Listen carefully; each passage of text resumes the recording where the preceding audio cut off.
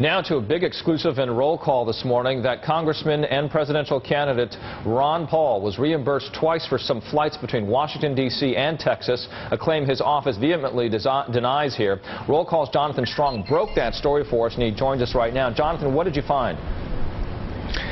Good morning. Well, we found a number of instances in which flights that Ron Paul took between his congressional office in Washington, D.C.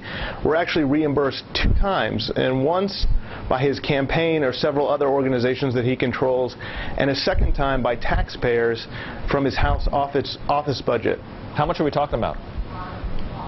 Well, there's a little bit of a difference here in the examples that we have, conclusive proof for, and then a larger universe of flights that we have evidence for, but the information's not as complete. But the instances in which we have some evidence for this, we're talking about dozens of flights. Are we talking about thousands, hundreds of dollars? What's the amount you're looking at? Yeah, thousands of dollars, because each flight is about, $600 in the years we're talking about.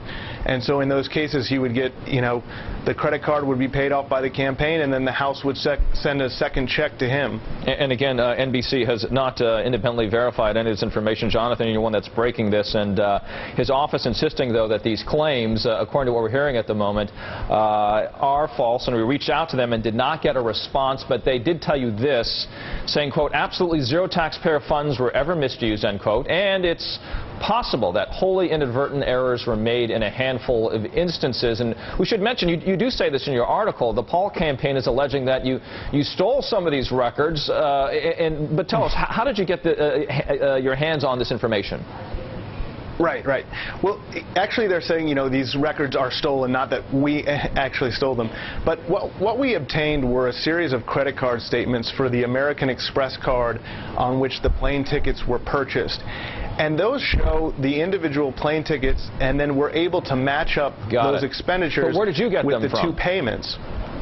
Well, a source provided those documents to us. Okay. Now, Paul, as you know, is a strong advocate for cutting government spending as well as overall smaller government. And when you have a story like this, you obviously know what the implications might be and how this might hurt his image.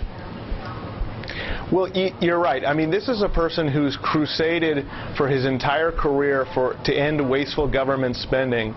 So it's very surprising that, this would happen given his public reputation. All right. Thank you very much, Jonathan Strong, with that story that came out this morning. Appreciate you sharing that with us. Thank you.